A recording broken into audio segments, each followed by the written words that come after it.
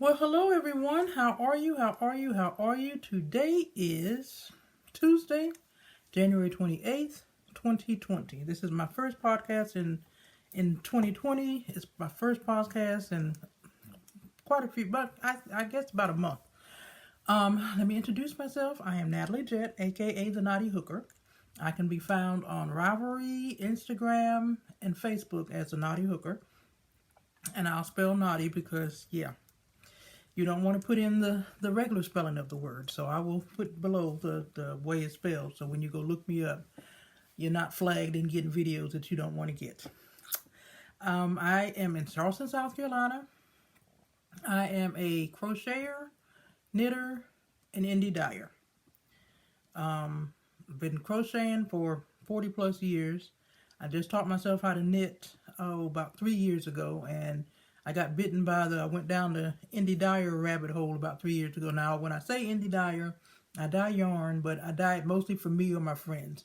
I thought about opening up an Etsy store, and I actually did start opening up an Etsy store for my yarn, my hand-dyed yarn, but I like the creating part of it. I like having a picture in my head of what I want a colorway to come out and dyeing it and going with it, versus me sitting down and have to write down this formula and it's how much dye I use, it's how much water I add on. That's too much work. So for y'all that can replicate colors and, you know, that sell and dye in bulk, I praise you. But yeah, just let me dabble in it every once in a while. And most of the yarn I use is my own hand-dyed yarn. Every once in a while I'll, you know, get something else. But yeah. So it's been a while since I'm trying to remember. I don't even remember what I did the last one. And I have a few projects to show. My first project is something that I had been wanting to do since I learned how to knit. And that is to knit a sweater. Look at this, y'all. I have a sweater that I knitted with my own two hands. This ribbing came out way better than I thought it would. Picked up the stitches, did the ribbing. Now, it's not a traditional sweater. It's more of a poncho with arms. But still, I had to knit the whole thing. I had to seam it together. The back, this is the back. It's called the Mayu sweater. I'll put the on the screen. But you knit the back going this way. You knit first one side, then you pick up stitches, and then you knit the other side. And then you knit the front going up and down. So you start at the bottom of the sweater and come up. Now, the instructions for the sweater, and the pattern was not very well. It was written a couple of years ago by Espace. And I'm assuming it was before they had a tech editor. And they stopped answering questions on Ravelry, and they stopped. I messaged them on Instagram, and in their defense, I'm sure they get dozens, hundreds of DMs. So of course they can't go through every one of them. And I probably could have went to their Ravelry group, and probably should have, and looked to see if anybody else was having the problems I did. But I don't use Ravelry for that, so I didn't feel like going through all that. So I figured out. But when I did the front, I blocked it. Now the sweater, when you seam it up, the front is supposed to be up here. You see how much extra I have left. So I basically have a tunic versus a sweater. But I like the way the back edging, it's like an I-cord, so it doesn't, well, it's not supposed to roll. It still rolls a little bit. So I had that at the bottom, and then I just seamed, you know, the front. So I mean, it looks great. I'll post some pictures of my roommate modeling it and stuff. And this is for my aunt that I always stay with when I go to Hickory. She doesn't know it's on the way, but I knit my first sweater. Now my next one, I think I'm gonna do Yogi's Simply Summer Sweater, and that's top down. I'm pretty sure it's top down. So that's gonna be my next project. I just have to get the yarn or what have you. So what I have on my needles, oh, let me show you this. You know, one of the reasons why I don't do that many videos is because living in South Carolina, you can only make so many hats. You can only make so many shawls. It's not cold enough to make a thick sweater. It's not cold enough to have have a lot of sweaters in the closet or whatever.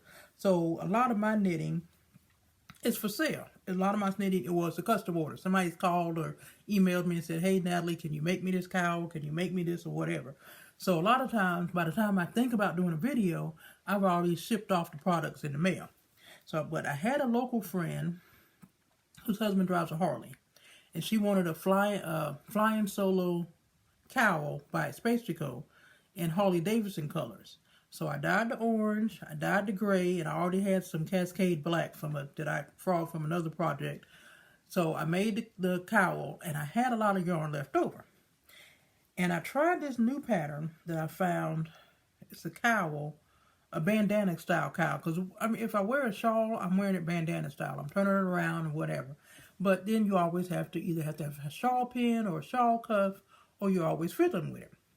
So I found a bandana style pattern that I liked, and I'm not even going to try to pronounce it. It's J. I'll put it on the bottom. When you see the name, you'll understand why I'm not going to mutilize. I'm not going to even try to pronounce the name. With my southern accent, I'm sure it wouldn't come out right. So, but this is the cowl. Because I had enough yarn left over from the flying solo cowl to make this one. Look at this, y'all. So you got the warmth on your neck. You got the underneath your coat was covering your chest or what have you. You're not fiddling with it. It's just there. And I used the orange and the black. And then when I ran out of black, I just trimmed it into gray. Love it. See? So, but when I did it, I didn't read the pattern correctly. Oh my word. Okay, let's straighten this out first. And the back didn't come out the way it should have. It didn't look right at all to me, and it was driving me crazy. So I pulled out, went through my scrap yarn, and I had some scrap red that I had dyed, and I started it just in the red. Did it all in the red until I ran out, and I had already intended to send it to one of my aunts that lives in High Point, North Carolina, because she's a Delta. That Delta Sigma Theta, which is their colors are crimson and cream, thank goodness. So when I ran out of red, I was almost at the border, and I'm like, oh snap, what am I going to do now? Because I dyed it a while ago, I don't remember, I couldn't have replicated the color if I wanted to. So thankfully I had some bare mini skeins that were, kind of cream. So I edged it in there, and I just put it in the mail yesterday, or else I'll show you. I put some pictures on, have some pictures on Clarice that I'll put in here, but it's in the mail. So she should get it tomorrow or Thursday. She doesn't know it's coming, so I can't wait to get that phone call from her.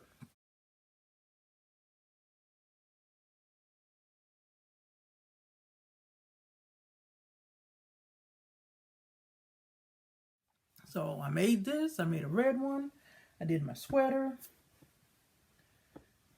What's on my hooks right now, I have 2 grandbabies coming in May.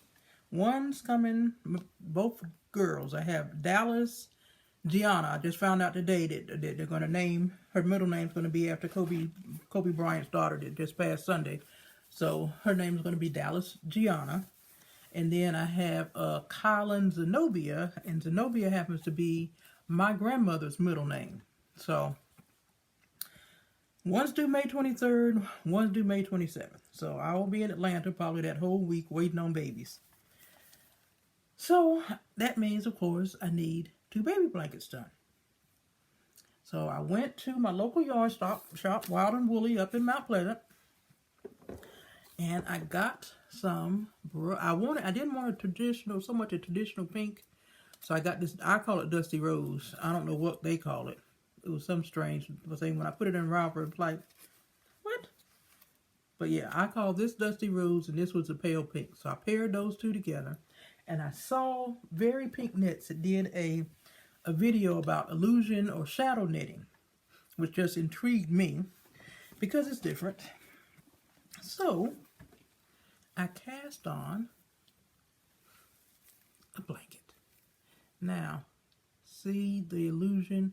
If you look on it straightforward, you see the color changes, but you don't see that it's a checkerboard until you lay it flat. think you can see it a little bit. So this is what I'm working on now, because I didn't want to wait till the last minute. I didn't want to wait till the babies got here, and then, yeah, so I get done in plenty of time. So I'm doing this one. You can see the checkerboard more in the back. But I'm doing this one, and then I found one last night. It's a teddy bear. And now I almost hate that I didn't do both of them in teddy bears, just different colors, but they'll be all right. So the other one is going to be in the shadow knitting with the teddy bear on it. I think I'm going to use the same colors, just put the bear. So we'll see. But that's what's on my needles right now. And speaking of on my needles, I did not get to go to Vogue Knitting Live. I'm still distraught over that, but I'm more distraught that I won't be able to go to Montreal in March. Because, see, I wanted, last March I was in Scotland. This March I planned to be in Canada. But I'm still in between jobs. I'm doing temp jobs every, once in a while, a couple of days a week or whatever. I haven't been able to find anything permanent, anything for, long term. So I'm just taking what I can get when I can get it. But that means that my budget and the trip to Canada is not happening. Which, yeah, I'm not happy. But anyway, it is what it is. But I did have a friend of mine that went to Vogue Knitting Live. And you know what she snagged me?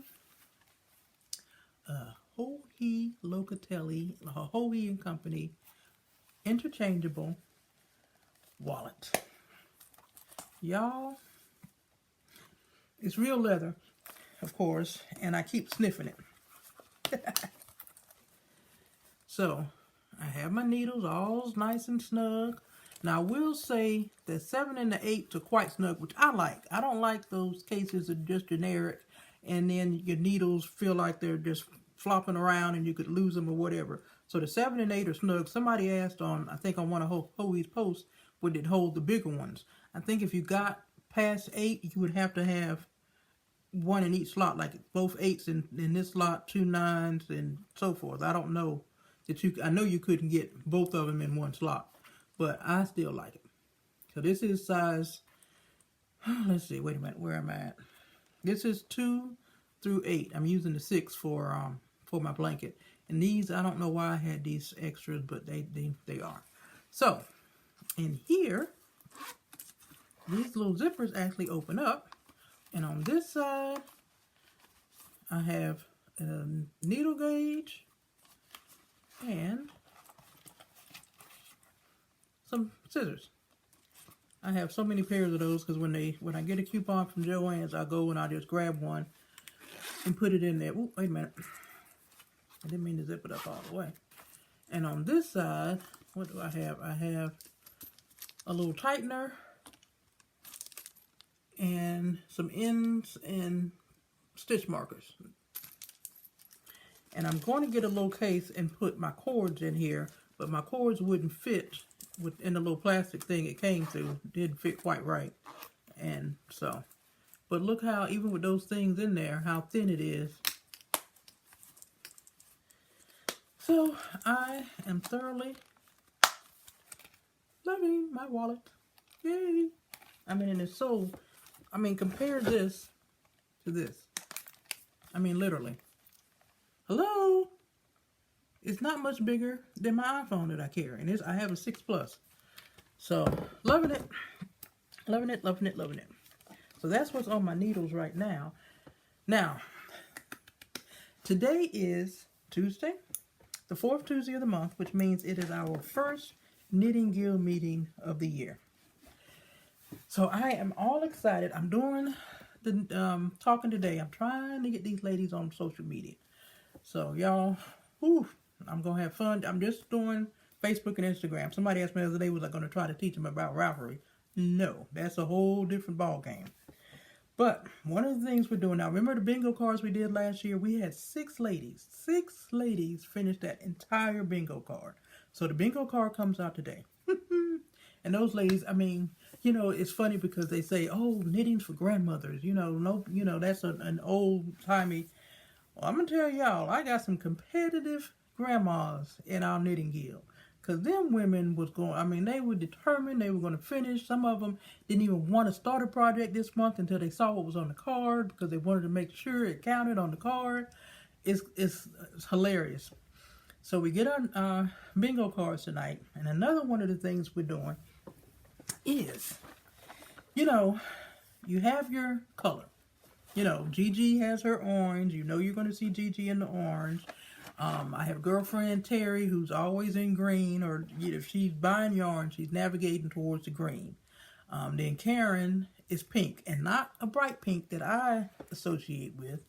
She likes the pale pink. That's barely pink to me, but that's her jam.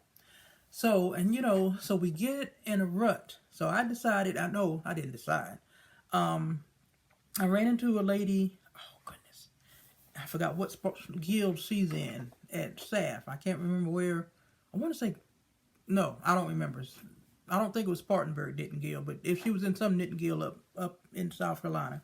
And we met at SAF, and we started talking or what have you. And what they did was they did a color challenge.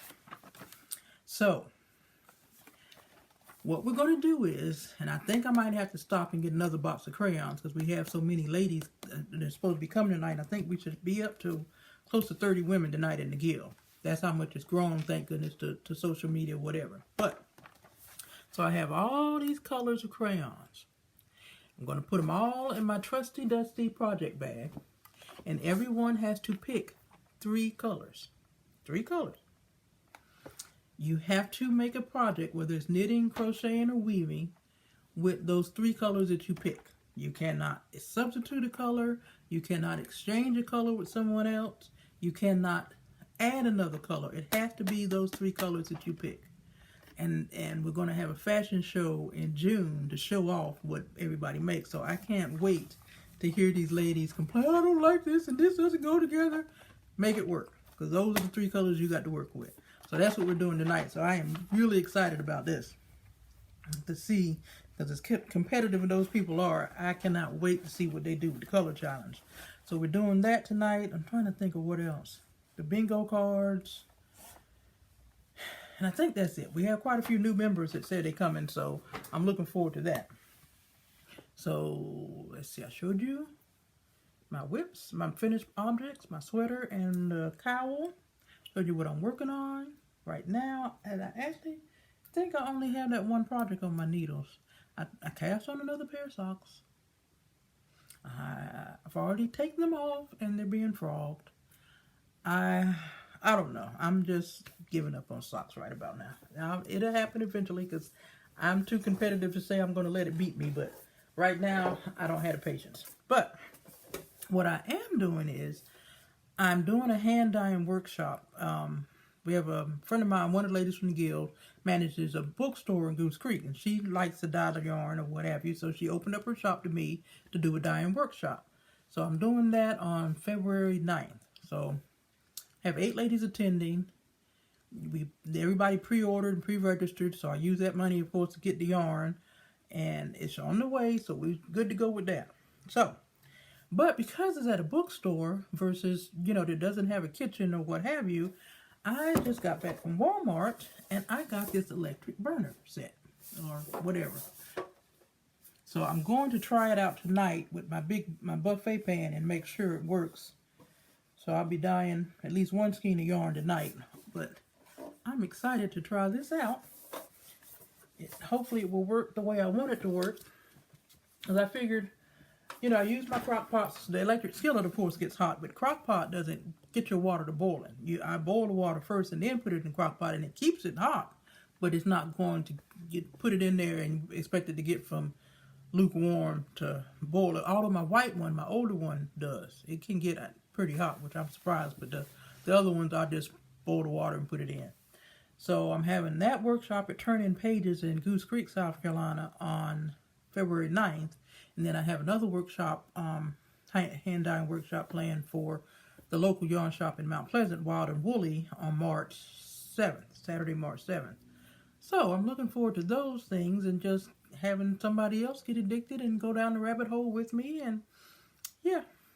Yep. So that basically is it. I will take some pictures at the guild meeting tonight, and put them in so you all can see the turnout, and I try to get some pictures of people's faces when they pull their crayons out and see what colors they have to work with. That's going to be fun.